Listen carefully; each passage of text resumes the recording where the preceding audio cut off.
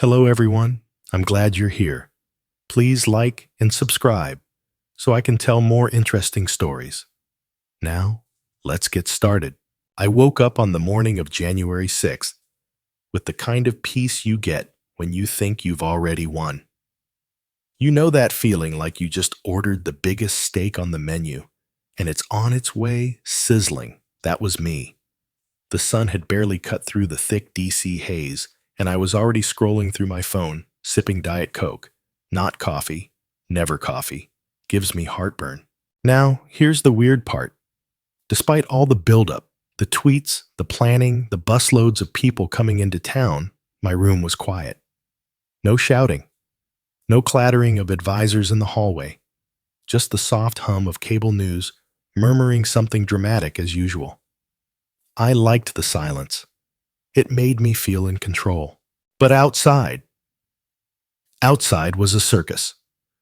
Thousands of people had come to Washington, and they weren't exactly here for a picnic on the National Mall. They were fired up, angry, dressed like Eagles, Patriots, Viking LARPers, you name it. Some of them were chanting my name like it was the first day of a new religion. I could hear them, even from inside.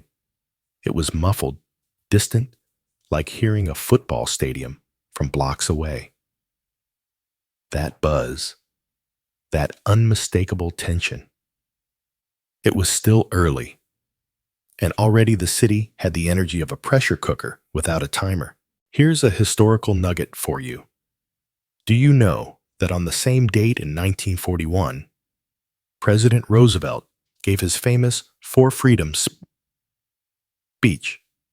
Yep, freedom of speech, freedom of worship, freedom from want, and freedom from fear. Well, 70-some years later, my crowd was very much focused on one kind of freedom, freedom from losing. I shuffled around the room for a bit, waiting for the briefing.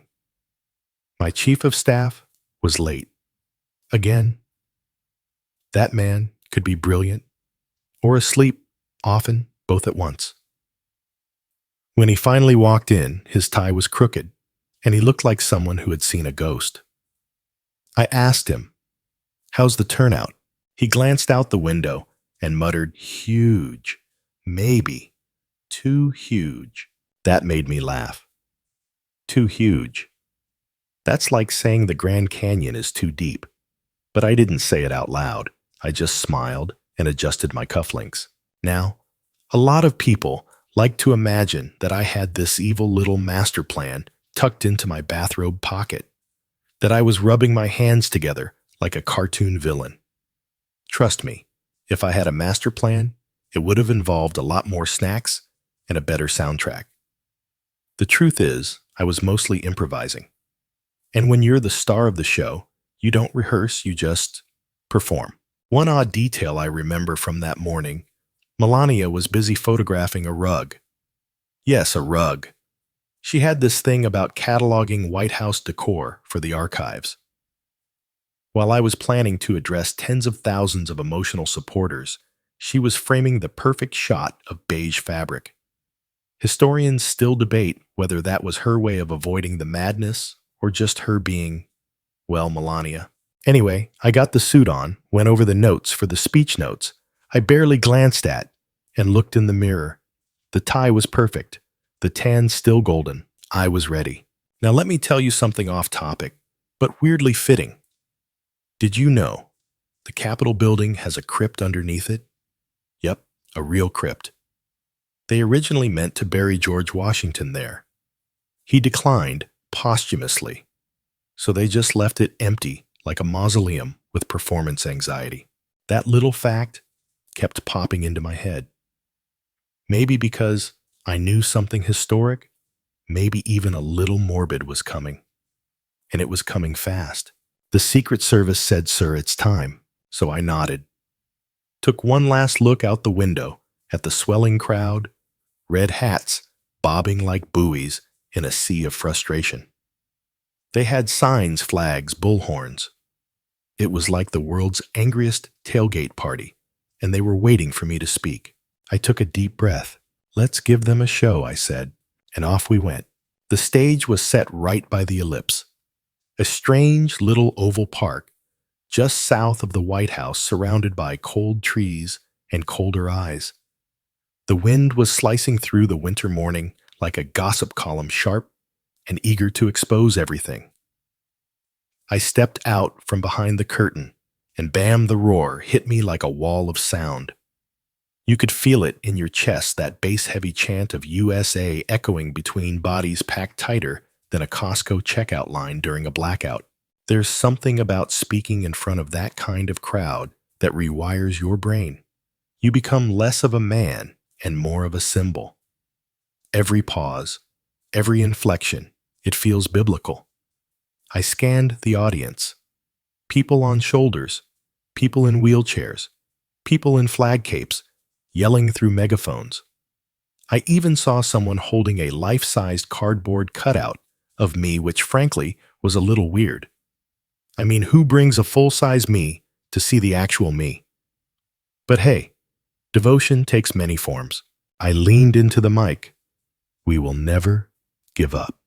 We will never concede. Boom. They erupted like I just promised to ban Mondays and hand out free brisket. And I'll admit it, moments like that, they feel good. That kind of adoration is like candy for your ego. Too much will rot your sense of reality, but just enough. And you think, maybe I am the chosen one. But here's a historical anchor for you. Lincoln gave his second inaugural address just down the street, less than 2 miles away, back in 1865. As the Civil War was nearing its end, his tone was healing solemn, my tone less solemn, more crowd-pleasing. Let's just say no one would confuse us on karaoke night. As I spoke, the teleprompter kept nudging me back toward words like unity and constitutional procedure. I ignored it like it owed me money. I started going off script, because when you're vibing with a crowd, you don't want punctuation slowing you down. Now here's the line that stuck, and probably always will. If you don't fight like hell, you're not going to have a country anymore. Did I mean literal fighting? No. I meant political toughness, like angry letters to the editor or long-winded Facebook rants. But folks hear what they want, especially when adrenaline is high and nuance is in short supply. Some of the people in the front row started moving before I even finished. They had this restless energy, like kids waiting to be let out for recess. It wasn't malicious, not yet, but it had teeth. Walk down to the Capitol, I said. Peacefully and patriotically, make your voices heard. There it was. Peacefully. I said it. People always forget that part. It's like putting salad on your plate before piling it high with ribs you technically tried. Now weird trivia for you. Did you know parrots can mimic not only human voices, but also the tone and sarcasm? I read that once. Somewhere in the crowd, I swear I heard a guy yell, peacefully, in a voice that sounded more mocking than sincere, like a parrot, a sarcastic parrot in camo. Anyway, the crowd started moving. I didn't march with them, of course. That's not how presidents work. I mean, Lincoln rode a horse to battlefields, but I prefer Air Force One and well-cushioned seating. Secret Service had already informed me I'd be returning to the White House. Backstage people were buzzing. Not in the good way, like after a concert. More like the vibe you get when your waiter brings the wrong check and someone's about to argue. My advisors were whispering into earpieces. Security was getting twitchy. I asked one of them, "What's the mood out there?" He just said, "It's loud, sir. Really loud." I took that to mean exciting. There was still a faint hope that this was all just pageantry. A big, sweaty, over-caffeinated demonstration. America's weird national habit of mixing passion with cosplay. But then the walk began. Flags were raised, chants resumed, and the crowd flowed like a river of red hats heading toward the Capitol. I watched them go, from behind tinted windows, arms crossed, thinking this is going to be one of those days. Historians still debate whether my speech was the match or just the wind on already smoldering coals. Some say it was incitement. Others say it was just classic rally fluff red meat tossed to a crowd that was already starving for it. Either way, the walk became a march. The march became a swell, and the swell would soon break something sacred. But in that moment, before any glass broke or doors were kicked, it still felt like a rally. Just a rowdy, boisterous American spectacle. The kind we've always had, right? Except the Capitol isn't just another building. And those weren't just tourists. By the time I got back inside the White House, the crowd was already halfway to the Capitol. From the windows, I could see the river of people winding its way down Pennsylvania Avenue like a living artery of noise and flags and pent-up energy. The whole scene looked like a parade, except angrier. Like the Macy's Thanksgiving Day Parade, if all the balloons were yelling about election fraud. I kicked off my shoes. Yes, even presidents need to let their feet breathe, and sat down in front of the television. I wasn't about to walk with them. Not for lack of spirit, but because frankly, the Wi-Fi inside the West Wing was better. And I wanted to watch. And boy, was there plenty to watch. Cable news was already spinning into overdrive split screens, showing reporters standing in front of thousands, shouting into microphones while trying not to get knocked over by flagpoles and chants. I flipped between networks like I was watching different football games. CNN was panicked. Fox was smug. MSNBC had the tone of someone who called this 3 months ago and really wanted credit. I leaned back and munched on a bag of pretzels. You should tweet something, one aide said, hovering near the door, about what I asked, knowing full well what he meant. About the march. Reinforce the peaceful part. I waved him off. I already said it. They know. Now here's a strange historical fact. In 1814, the British actually burned the Capitol during the War of 1812. Yep. Torched the place. They didn't even tweet about it afterward. We at least have better branding. Anyway, things outside were shifting. You could feel it even from behind the walls. The cheers were changing pitch. The camera angles started showing elbows. People were climbing things. Not symbolic climbs, either actual scaffolding. Guys in tactical gear were swinging up marble ledges like they were in some strange low-budget Mission Impossible. I leaned forward and raised an eyebrow.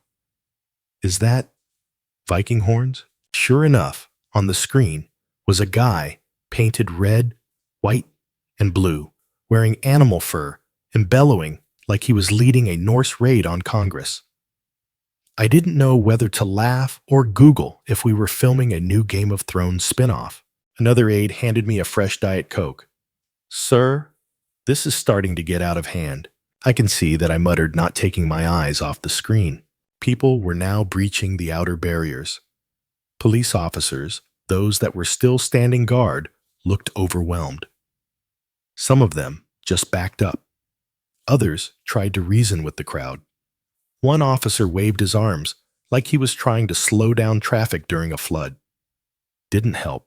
The news anchors started saying things like unprecedented and insurrection, and this will be remembered forever. That last one got my attention. This will be remembered forever, one of them repeated. The president told them to come, and now they're storming the Capitol. Storming, that word stuck. It sounded dramatic, like something from a history book or a disaster film. Not like something you'd associate with good old red-hatted Americans who just wanted a photo and a foot-long hot dog. Historians still debate whether I could have stopped it right then. Whether one tweet, one sentence, one clear condemnation might have melted the whole thing down into nothing but noise. And maybe they're right. But in that moment, watching it unfold like a slow-motion train crash, I was fascinated. It felt surreal, like watching a documentary about a parallel universe. Except I was in it. I turned to one of my guys. "So what's the plan?" "We need to make a statement," he said. "Something official. This is turning into a crisis." I took another sip of Diet Coke. Crisis is a strong word, but he wasn't wrong. The Capitol was being breached. People were climbing through broken windows. Security had failed. Members of Congress were being evacuated. The vice president, yes, that Mike guy, was hustled out like he was late for a dentist appointment. I watched all of it. Every camera angle, every tweet, every slow crawl across the ticker at the bottom of the screen. Some of the people had their phones out, live streaming themselves, breaking federal law. I thought, well, at least someone's finally using social media with enthusiasm. Here's a bizarre off-topic fact. Sloths can hold their breath longer than dolphins.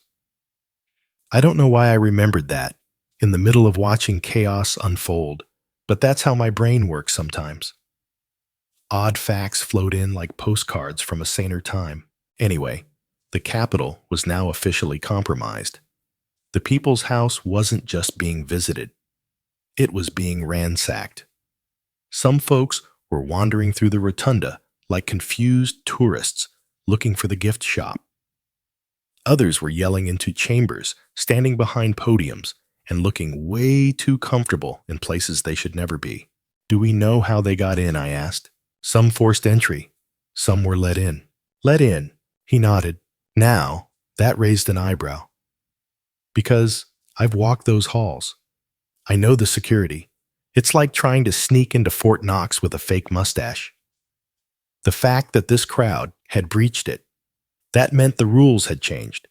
The game had changed, and I wasn't sure yet if I was the player or the prize. Back inside the West Wing, the mood had shifted. I'm not talking about the usual shuffle of staffers pretending not to panic. I mean real tension, the kind that thickens the air like cheap cologne before a courtroom hearing. My phone was blowing up texts, missed calls. Some names I hadn't seen in months suddenly found my number again. Senators, advisors, TV people, my kids. Ivanka sent a simple message. "Are you watching this?" I replied. "Of course. It's incredible." And it was, but not in the way fireworks are incredible. More like watching your reflection crack in a mirror, one spiderweb fracture at a time. I was parked on the couch, flipping between live feeds. They were inside the Capitol now, really inside, feet on desks, paperwork flying. A guy was in Pelosi's office, posing for photos like he was renting it on Airbnb. Another fellow had walked off with a podium. I mean, honestly, what was he going to do with a podium? Open a TED Talk on poor life choices. A few aides huddled by the door whispering. One of them finally walked over. "Sir, we should say something." I looked up. "Say what?" He blinked, unsure. "Something to calm things down. This isn't a rally anymore." He wasn't wrong. It wasn't a rally anymore. It was a headline that would never go away. Still, I wasn't ready to talk. You ever have that feeling where everything is spiraling, but your mind is moving in slow motion? That was me. It wasn't fear. It was more like watching a game where you're not sure which team you're rooting for anymore.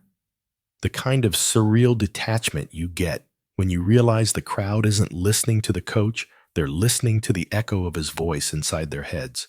Here's your historical tidbit. In 1954, Puerto Rican nationalists actually shot up the House chamber during a session. 5 congressmen were wounded.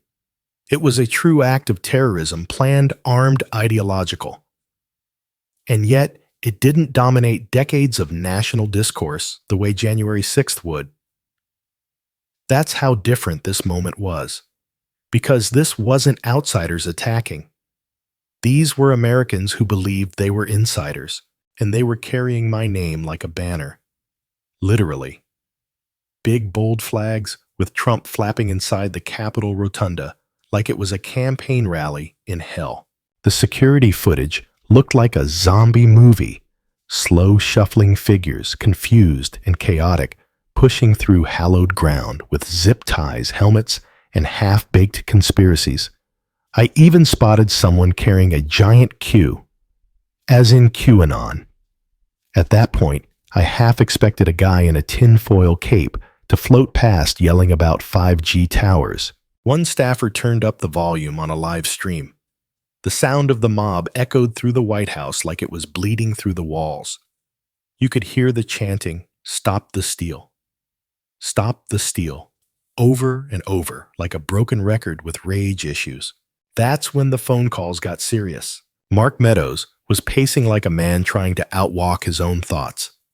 He shoved the phone at me. "Pence's team. They say he's been taken to a secure location." I raised an eyebrow.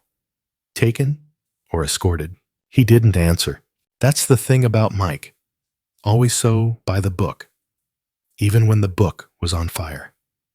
I knew he wouldn't overturn the results. I knew. But I also knew that wasn't the point anymore. This wasn't about legality. It was about theater.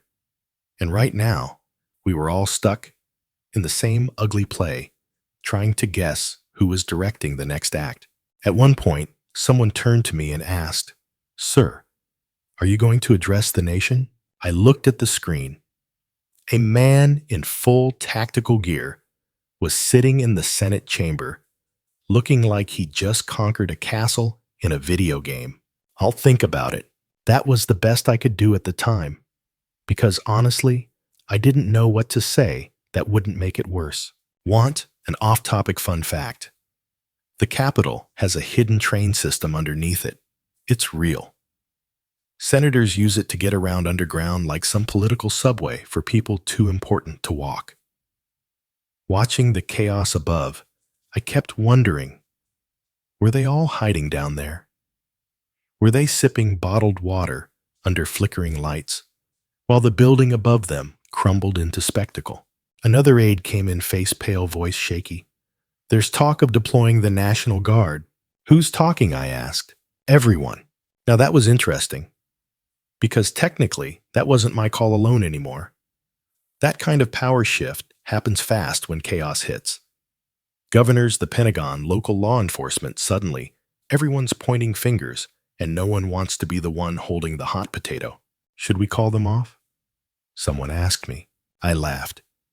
You think they're listening to me right now? That got a few nervous chuckles. The kind of laughter that tastes like tension and smells like panic. Historians still debate whether I waited too long to say something, or whether the moment for control had already passed. Some say I froze. Others say I watched too closely. The truth, I wasn't sure what I was watching anymore. Revolution, performance art. Digital age rebellion. All I knew was the Capitol had been breached. The world was watching, and my face was on every screen. It felt like being in a movie I didn't write, and for the first time in years, I didn't know how it would end. By now, everyone in the White House was running on adrenaline, caffeine, and a vague sense of impending career change. The West Wing had turned into a human ping-pong table, staffers bouncing between offices, whispering, arguing, checking their phones like the next notification might summon the Four Horsemen. Miko. I was still on the couch, glued to the screen. I had flipped to a live drone shot of the Capitol. The image looked surreal. Smoke in the air, broken glass on the ground. Protesters milling around, like they'd wandered into a national treasure, and couldn't decide whether to take a selfie or start a revolution. Somebody, probably one of the communications people, walked in with a stack of printouts. Tweets, headlines, statements from members of Congress. The paper practically trembled in his hands. Sir Schumer and Pelosi are demanding you call off the protesters. I squinted at the printout, then back at the screen. They do know I didn't give them walkie-talkies, right? He didn't laugh. Tough crowd. Sir, another aide added, this isn't just political anymore. This is constitutional. They breached the floor of the House and the Senate. He made it sound like someone had just knocked over the Liberty Bell. But he wasn't wrong. The reports kept coming in like a storm, with no eye, just chaos. Offices were ransacked. Desks flipped. A guy stole Nancy Pelosi's mail. Another left a note that said, "We will not back down." Someone else was photographed carrying literal restraints, like he was planning to hold a very illegal version of a PTA meeting. Here's a historical side note to chew on. The Capitol hadn't seen this kind of chaos since 1814, when British troops set it ablaze. Back then, Dolly Madison had to rescue George Washington's portrait. Now, it was podiums and laptops walking out the door like part of a clearance sale. And still, I hadn't said a word publicly. The pressure to speak was like a rubber band around the room. Everyone expected it to snap. Every minute I waited, another headline hit the airwaves. Trump supporters storm the Capitol. Capitol under siege. This is not a drill. I remember thinking how those words, not a drill, used to mean something during the Cold War. Now, they were being shouted by 30-year-olds in skinny ties and makeup lights narrating the unraveling of our institutions like it was a breaking episode of Survivor. Then came the clincher word, reached me, that one woman had been shot. I froze. Not just paused, froze. Because suddenly, this wasn't just about slogans and flags and chants anymore. This was blood. Real violence. A line had been crossed, and now we were in territory no one wanted to map. The West Wing turned quiet, like funeral quiet. Phones stopped ringing. Voices dropped. Even the televisions seemed to dim. I stood up and paced. Not fast. Just enough to let the room know I was thinking. Everyone watched me like I was a chess player whose clock was ticking down to 0. I muttered, "Where's the vice president? Still secure." Someone replied, "He's refusing to leave D.C. I'll say this for Mike. He may look like a substitute teacher with excellent manners, but the man has a spine." He stayed. I knew what that meant. The optics alone would split the party like a Thanksgiving wishbone. And yet, I didn't reach for the phone. Not yet. Weird fact for you, kangaroos can't walk backward. Don't ask me why I thought of that just then. Maybe because it felt like I'd marched forward into something I couldn't walk back from. Meanwhile, back at the Capitol, protesters turned rioters had invaded the Senate chamber. You could see them sitting in chairs that were supposed to be reserved for America's most serious decision-makers. Some of them laughed, cheered, prayed. It was like church football and anarchy all mashed together into a bizarre civic smoothie. And here's the wildest part. Some of them genuinely believed they were saving democracy, not breaking it, not mocking it, saving it. Historians still debate whether that makes it better or worse. I'm still not sure myself. The sincere delusion of righteous anger is a hell of a drug. Back in the West Wing, aides began pacing in circles. Someone handed me a pre-written tweet. "Respect law enforcement. Remain peaceful. Go home." I handed it back. I need to say it my way. They looked worried. I get it. Every syllable matters when the world is on fire. But at the time, I still thought my voice had a special kind of gravity, like I could just say the right words, and this whole thing would evaporate like mist in sunlight. Spoiler, I was wrong. Still, I took out my phone, and I typed, "Please support our Capitol Police and law enforcement. They are truly on the side of our country. Stay peaceful." I hit send. The reactions came in immediately. Too little, too vague, too late. People wanted a full stop. What they got was an ellipsis. But here's the thing. I thought they'd listen. I really did. I thought that message would hit like a circuit breaker, flip the switch, calm the storm. Instead, the crowd kept growing, and the chants kept getting louder. Hang Mike Pence started floating through the footage. I leaned forward, squinting at the screen, thinking, no way that's real. But it was. There are moments in a man's life, no matter how powerful he thinks he is, when the room gets colder. That was one of them. I was standing there staring at the TV when I heard it plain as day. Hang Mike Pence. It wasn't just one guy shouting it. It was a chant. Rhythmic, unified, angry. I blinked at the screen, like maybe I'd misheard it. Maybe it was just static, but no clear as a bell. And the worst part, some of them had actually built a gallows outside. Real wood, real rope right there on the Capitol lawn, like we'd slipped into the wrong century. I muttered. That's extreme. Sir, they're calling for the vice president's death. One aide said, his voice trembling more from panic than patriotism. This is spiraling out of control. Spiraling. That word gets used a lot in movies, doesn't it?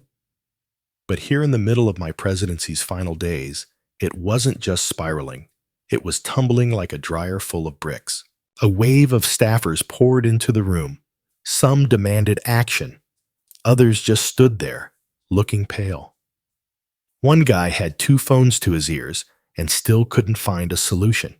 Someone said, "We need to get you in front of a camera, now." Another chimed in, "And you need to tell them to leave." No slogans, no caveats. I nodded slowly, thinking. I've been on 1,000 stages. I know how to talk. I know how to charm. But I also knew that crowd wasn't there to be charmed anymore. Here's a historical nugget. During Nixon's final days in the White House, staff literally removed furniture to keep him from hurting himself. Now, I was president, and staff were begging me to keep the country from hurting itself. Different eras, same building. I finally agreed to film something. Short, controlled, on my terms. We went to the diplomatic reception room, a place usually reserved for calming news, not national crises. The cameras were set up quickly. The lighting was harsh. My hair wasn't exactly cooperating, but no one cared. They just wanted words. "Say it clearly, sir," a staffer urged. "Tell them to go home." I looked into the lens, and I spoke. I don't remember how many takes it took, but let's just say it wasn't one. I kept stopping rewriting in my head, trying to thread the needle between calling for peace and not alienating the people waving my flags inside the Capitol. They were after all my people, or so I thought. The final version, it went like this. I know your pain. I know you're hurt. We had an election that was stolen from us. It was a landslide election, and everyone knows it. A pause, but you have to go home now. We have to have peace. We have to have law and order.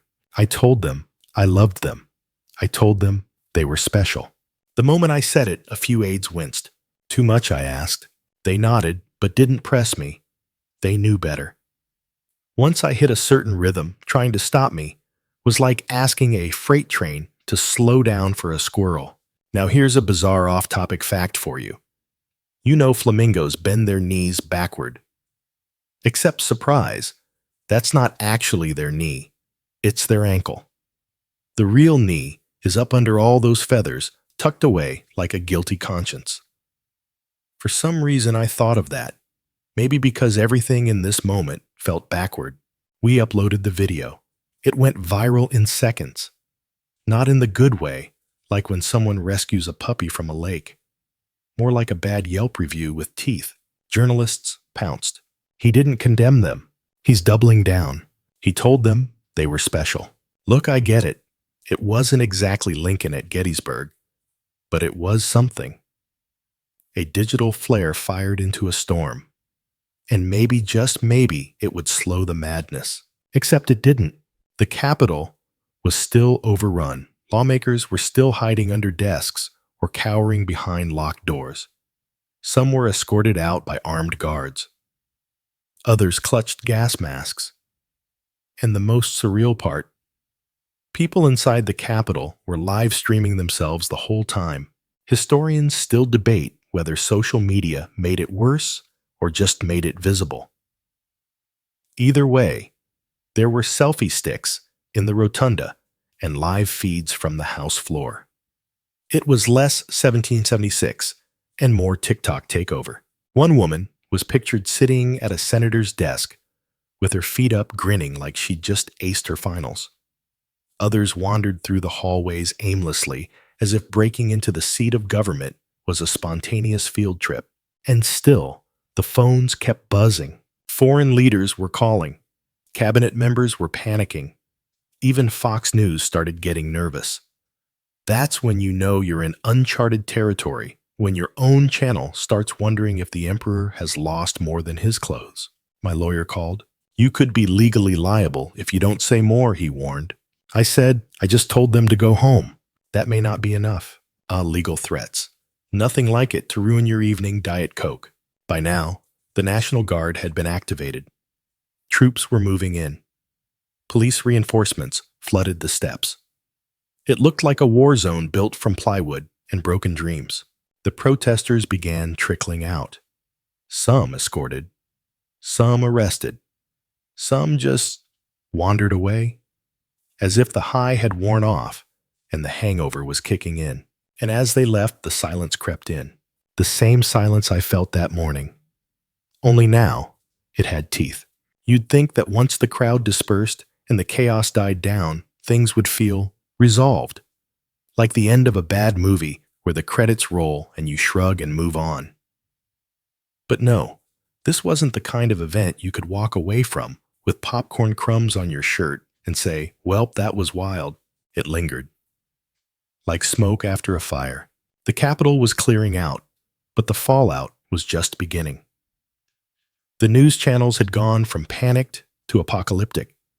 Even the ones that normally defended me were squinting nervously, rewording their sentences like they were afraid of catching secondhand blame. Unprecedented, unthinkable, historic failure of leadership. And they weren't talking about Congress. Inside the White House, the mood was grim. Like funeral grim. Phones buzzed, faces dropped, voices lowered. Nobody was cracking jokes anymore, not even me. And when I go quiet, you know it's serious. Mark Meadows walked in, looking like a man who'd aged 10 years in 10 hours. "They're saying you need to address the country again." I raised an eyebrow. I just did. Something more direct. "They're talking 25th Amendment." That got my attention. I laughed. They can't seriously think I'm unfit. They do. Now, here's a historical tidbit for you. The 25th Amendment was ratified in 1967, after JFK's assassination, to clarify presidential succession. It's only been seriously floated a handful of times since, and now it was being whispered behind my back like some secret spell. "Which cabinet members are flipping?" I asked. He hesitated. "Some are considering it. Others are resigning." I stood up, stretched my back. Tell them they're making a mistake.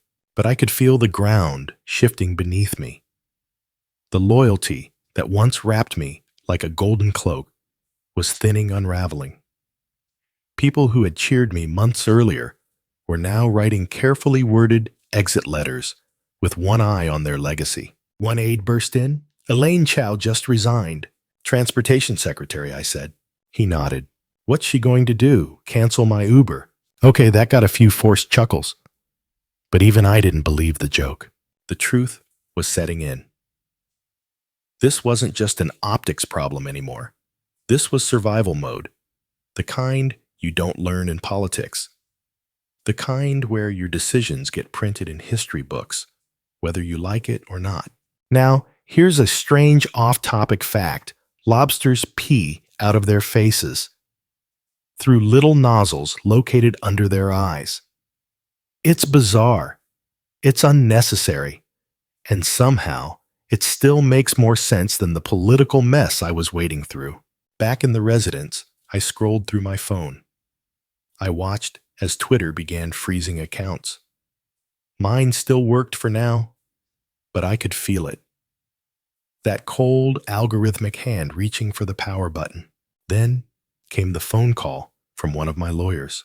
They're already drafting articles of impeachment. I blinked. Another one. Yep. Now, I don't mind being number one in things. Polls, TV ratings, real estate deals. But 2 impeachments. That's like being voted most likely to get expelled twice in the same yearbook. Let them draft, I said. We've been through this rodeo, but this time felt different. Faster.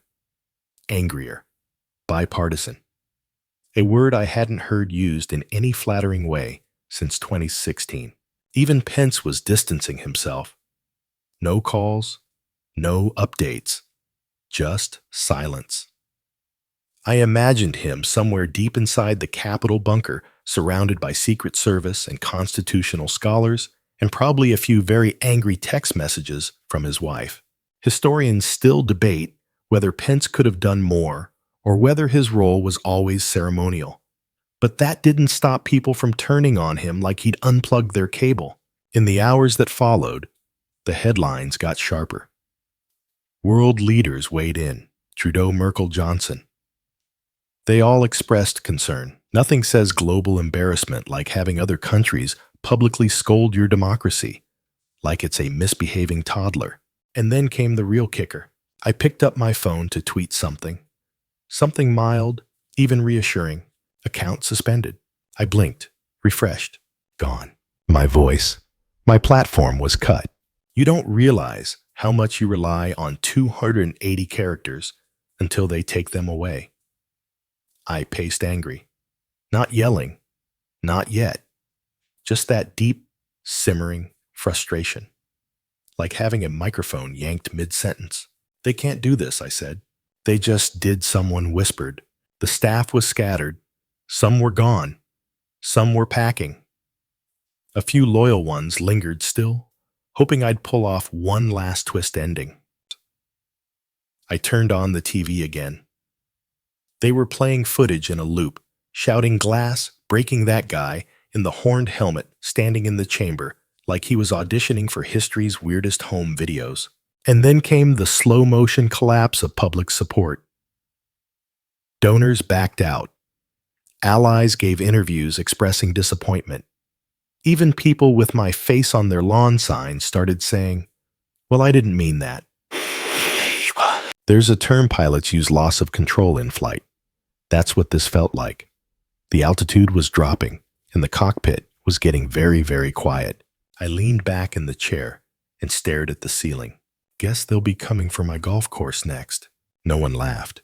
After the chaos, after the flags were lowered and the riot gear was packed away, the silence became unbearable.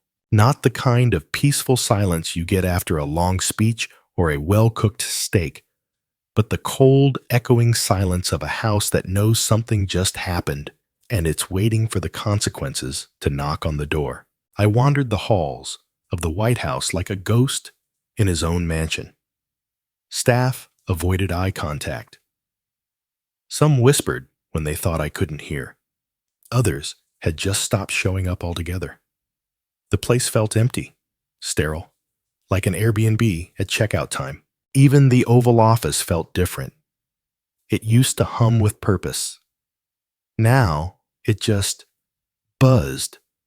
A soft electronic hum from a muted TV and the faint distant clicks of someone typing in the press room. I picked up the remote and flipped through channels again. News, analysis, replays, over and over. The president incited this. The damage to democracy is irreversible. History will remember this day. That last one hit different. Will it? Will it really? People have short memories. The internet is loud, but it moves fast. Part of me thought, give it a week. They'll move on to some viral dance or a royal scandal. But another part of me knew this wasn't going anywhere. Here's your authoritative historical moment on January 7th, 2021. Congress reconvened and officially certified the Electoral College vote. Despite the shattered glass, the stolen podiums, and the fact that lawmakers had to return to a building that smelled like fear and fire extinguishers, they finished the job. Biden was confirmed. The final nail, sealed. I didn't watch the whole thing. Just bits and pieces. Flashes of Pence with that stiff look of duty stapled to his face. Pelosi hammering the gavel like she was closing the gates of Mordor. For a while, I just stood there in the dark, watching my reflection on the screen, more than the broadcast itself. "You've been impeached again, sir." That voice came from the hallway. I didn't turn around. "I figured," I said. It was official. The second impeachment. This one for incitement. The only president in history to be impeached twice. At that point, I wondered if they'd start giving out loyalty punch cards for it. 10 Republicans voted for it, someone added. I paused. 10? That stung. Not because I didn't expect opposition, but because it was from my own bench. My team. It's like running a restaurant and finding out the chef and the hostess both left a Yelp review calling you toxic. Now, odd fact for you, there's a jellyfish that can technically live forever. It just keeps reverting to its earlier state.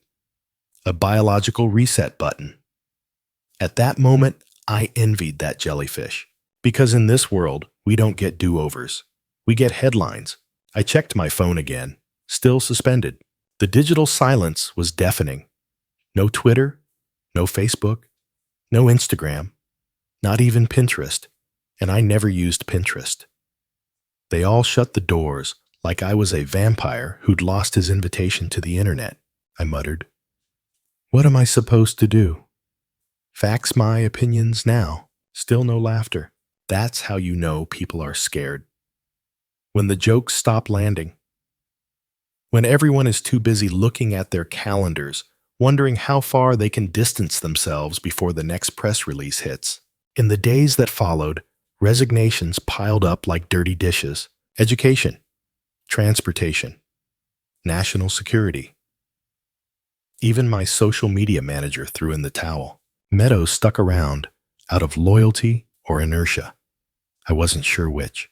Any good news? I asked one morning. He hesitated. The market's stable. I raised an eyebrow. That's what we're clinging to the Dow. He shrugged. I took walks in the rose garden. Thought about speeches I could still give. Statements. Videos. But every time I started writing something down, it sounded hollow. Defensive. I didn't want to sound like I was pleading, so I waited. Historians still debate whether my silence during those days was tactical confused or a sign that I simply didn't know what to say anymore. Personally, I think it was just exhaustion, emotional jet lag, like someone ripped the script out of my hands mid-scene and whispered, "You're no longer the lead." A few loyal supporters held on. I got letters, emails, voicemails. "You were right. We still believe. Don't let them take it from you." But even those felt different now. They used to energize me. Now, they sounded like echoes in a canyon, loud but far away. Melania mostly kept to herself. She didn't say much about January 6th. Never did. She walked the halls like she was already packed, like she'd left mentally and was just waiting for the luggage. Sometimes I caught her staring out the windows. "What are you thinking?" I asked once. She said, "I'm thinking it's almost over." That stuck with me. Almost over. I watched as Biden gave statements, speeches, calm, quiet, rehearsed.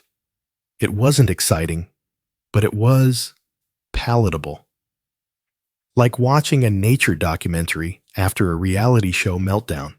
The difference was jarring. I began to understand that this was a transition, not just of power, but of the story itself. And I wasn't the narrator anymore. I always knew the presidency would end. Everyone knows that going in well, everyone should. But the way it ended, that part I didn't script. There was no final parade, no standing ovation, No teary farewell. Just locked accounts, empty hallways, and the low hum of vacuum cleaners in rooms once filled with applause. They say a man reveals himself in how he leaves, not how he enters. I wasn't so sure. I agreed with that. But in those final days, I felt like a guest in my own house. Not a host, just someone waiting for checkout. I spent most of the time pacing the White House residence, flipping through old speeches and half-written statements that never made it to daylight. My legal team kept checking in, nervous but never direct. They used phrases like exposure and potential liability, which is code for lawyers are scared but not panicked enough to run. Should we prep for testimony? One of them asked. I rolled my eyes. Testimony to who? Congress late night TV. He didn't answer, just scribbled something down and stepped out of the room. Here's your historical nugget. Richard Nixon resigned before they could impeach him. He took the walk of shame in '74 and caught a pardon on the way out. I was being impeached for the second time and no one was offering me a parachute. No deal, no lifeline. Just the relentless churning of public opinion and cable news. I started noticing things. Little things. The staff didn't linger anymore. The janitorial crew moved like ghosts. Even the Secret Service had a different energy, still protective, still professional, but no longer warm. Like bodyguards for a man already written off by history. And then one night, I stood alone in the Lincoln bedroom. I looked around at the dark wood, the velvet ropes, the framed documents. Honest Abe staring back at me in oil paint, judging me silently from across the room. I muttered, "Bet you didn't have Twitter either." I tried to chuckle at my own joke. Didn't land. I went to bed late that night. Couldn't sleep.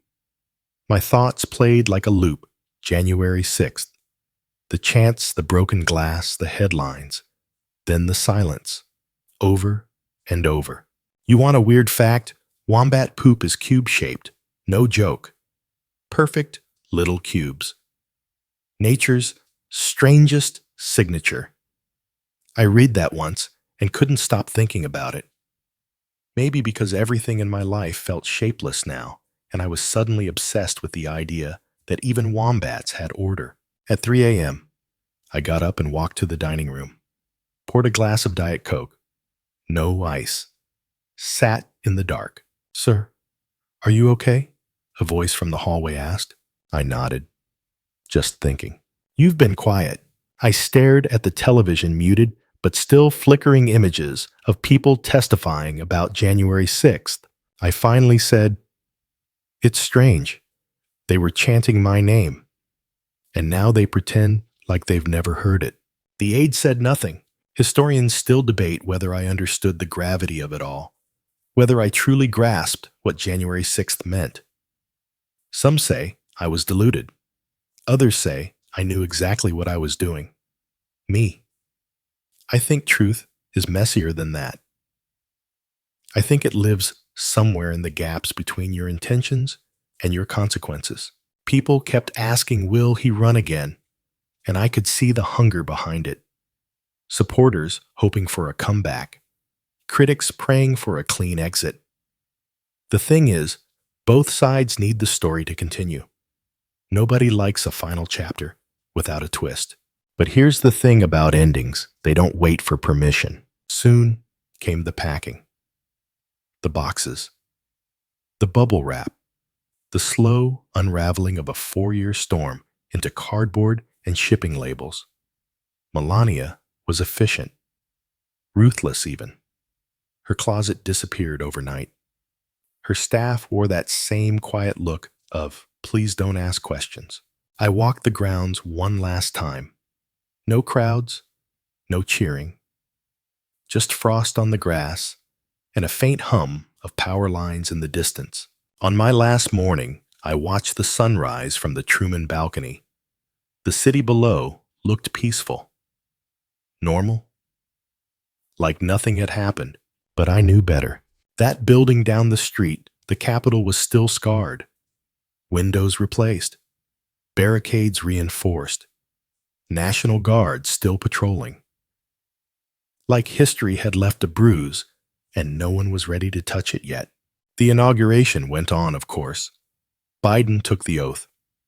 Kamala smiled, the cameras flashed, and the country watched like it was flipping channels between seasons of a show that had just killed off a major character. I wasn't there. I chose not to be. Some called it petty. Others called it principled. Me, I just didn't want to sit there smiling like I approved of the rewrite. Here's a final off-topic tidbit. For this part, octopuses have 3 hearts.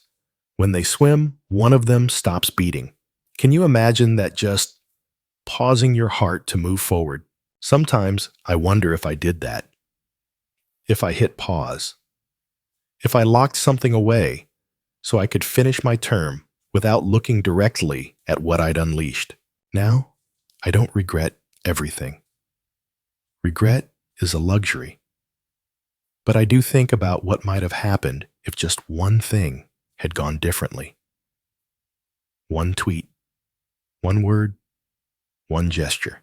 But that's the thing about stories. Once you release them into the world, they take on a life of their own. And just like that, it was over. I stood on the tarmac at Joint Base Andrews, the engines humming behind me like a countdown I couldn't stop. The chairs were arranged, the flags were flapping, and a small crowd, smaller than usual, waited for my final remarks. It wasn't a rally. There was no band, no sea of red hats, no chants echoing across the tarmac. Just a few loyalists, a few staffers, and the pale winter sun casting long shadows over the end of a very strange chapter. I walked up to the podium, gave a smile, and said my piece. We love you. We will be back in some form. Simple. Open-ended. Just enough to keep them guessing. And then I boarded Air Force One, looked down at Washington one last time, and wondered how long the echoes of January 6th would really last. How many buildings would keep the scars? How many people would keep the bitterness? And how many would rewrite the story entirely? The plane took off with a roar, but I barely noticed. I was lost in thought. Everything had changed, but so much of it felt inevitable. Here's a final historical note. In 1801, John Adams left the White House quietly before Thomas Jefferson's inauguration. He didn't attend the ceremony, didn't shake hands, just left a letter on the desk and rode away. Maybe some endings don't need a spotlight. Inside the plane, I sat by the window and watched the clouds roll by. Aides whispered behind me, already planning the next move. Fundraising media ventures rallies, always something to build, rebuild, reclaim. But I wasn't listening. I kept replaying that day, the morning calm, the roaring crowd, the cracks in the Capitol, the frozen tweets, the stunned faces in the West Wing. Like puzzle pieces that never quite fit, like trying to finish a jigsaw with pieces from another box. And yet, I still didn't feel finished.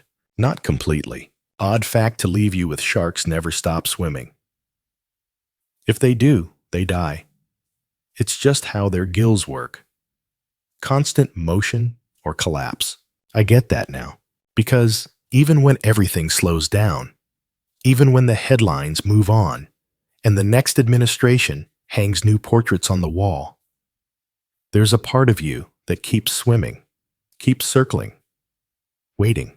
I saw myself on the TV one last time, muted but present, still looming in the background of every conversation, every investigation, every divided dinner table. Some called me a tyrant. Others called me a patriot. Me? I think I became a mirror. A very loud, very orange mirror. Historians still debate whether January 6th was my doing my undoing, or just the inevitable breaking point of something much older than me. Some say I created the storm. Others say I was just the one who finally handed out umbrellas. But whatever the case, whatever the verdict, I was there, and I'm still here. maybe quieter, maybe sidelined, maybe just circling. But remember this, you can impeach a man. You can suspend his accounts. You can paint his legacy with every brush in the museum, but you can't unring the bell. And on January 6th, it rang. So now, as the dust settles and the headlines turn cold, let's slow it down. Let's breathe through the static. Maybe you're still angry. Maybe you're still confused. Or maybe, just maybe, you're like me floating above it all, wondering how a moment turns into a monument. January 6th wasn't just a date. It was a mirror, cracked, glinting, brutally honest. And it showed us what happens when conviction meets chaos, when belief loses its brakes. I didn't plan it like this. No one ever does. But the thing about power, real power, is that it doesn't leave quietly. It echoes. It trembles in doorways long after you've closed them. And when it finally goes quiet, you wonder if the silence means peace, or simply the calm before something new. I don't know what comes next. Maybe the history books will figure it out. Maybe they won't. But I do know that a story like this doesn't end with a period. It ends with a breath. A long, slow, unfinished breath. And as you drift off, maybe you'll remember the Capitol, the chants, the flags, the warnings, the windows cracking. Maybe you'll remember that voice on the screen, speaking softly, slowly, with just enough sarcasm to keep you awake. Or maybe you'll forget it all, like a dream you're not sure you ever had. Thanks for listening. Sleep well.